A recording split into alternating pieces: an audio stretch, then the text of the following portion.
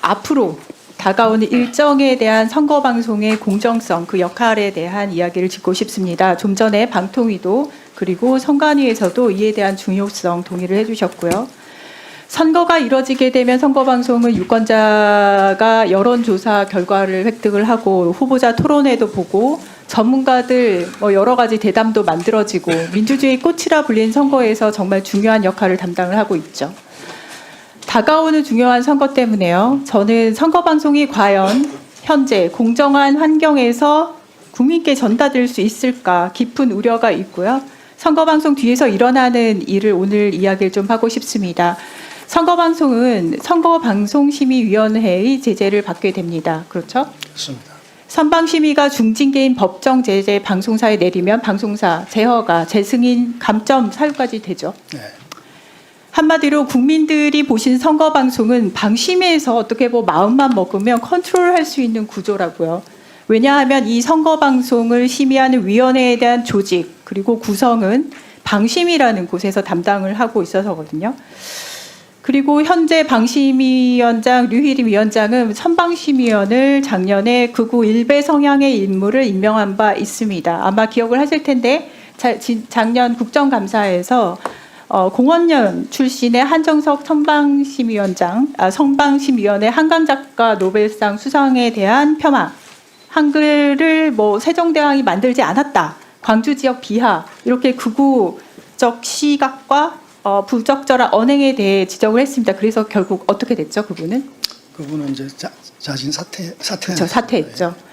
그래서 이번 재보궐 선방심의 구성할 때 방심위원 추천할 때 친일 뉴라이트 성향의 공원연 배제했다고 들었었습니다. 맞나요? 예, 이번에는 공원연 출신은 되지 않은 것 같습니다. 공원연 배제가 됐나요?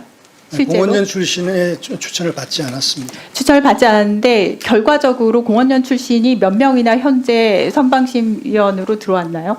그건 조사해 보지 않았습니다. 조사를 해보십시오. 오늘 증인 출석 회피한 권상희 선방심의위원장은 사실상 공원연의 실질적인 핵심 인물이거든요. 그래서 지금 나오셔가지고 체크를 해보지 않았다라는 것을 지금 둘러 말씀을 하시는데 배제를 하겠다라고 말씀을 하셨더라도 지금 복수의 공원연 출신이 들어오게 됐습니다. 사무총장님, 저는 위원장이 안 나와서 물어볼 수밖에 없어요. 사무총장님한테. 곧 있을 수 있는 조기 대선에 대한 선방심의 구성도 이런 식으로 구성하면 어떻게 선방심의의 공정성을 국민이 믿을 수 있나요? 보궐선거 선방심의 구성도요. 다시 가셔서 체크하시고 제척 대상 있으면 제척하시기 바랍니다. 의원실에서 체크하겠습니다. 극도의 공정성을 가져가야 되는 선거 방송이 돼야 되는데 선방심의가 이렇게 정파적으로 운영되고 있는 것은 방송통신심의위원회, 선거방송심의위원회, 그리고 그에 앞서 방통위원회. 이렇게 쭉 이어지는 거버넌스가 근본적인 문제라고 저는 생각을 합니다. 지금 다가오는 보궐선거 있습니다. 그리고 그보다 조기 대선 이야기 많이 하시죠. 그 중요한 선거를 지금 이진숙 방통위원장, 류희림 방심위원장 방송 지형 하에서 치르게 됩니다. 중앙선관위 사무총장님. 네.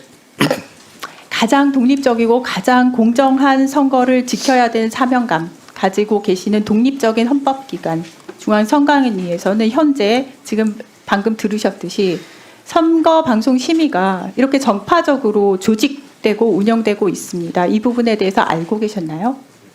저희들이 그 선거방송심의위원회가 만들어질 때 저희들도 저희 위원이 거기에 참가하도록 되어 있습니다. 이제 네. 법상 그거 이외에는 독립된 기관이기 때문에 거기에 대한 조직행위나 이런 부분에 대해서 저희가 함부로 의견 내는 것은 적절하지 그렇죠. 않습니다. 하지만 궁극적으로 선거의 공정성을 담보를 해야 되는 상황에서 네. 그런 식으로 구성되고 있는 것은 체크를 하시는 게 네, 저희도 저희도 중립성에 시비가 걸리지 않도록 노력하겠습니다. 저는 작년에 선거방송 심의만큼은 가장 독립적으로 운영되어짐을 가치로 가지고 있는 중앙선관위로 이관되어야 된다는 법안을 발의한 바 있습니다.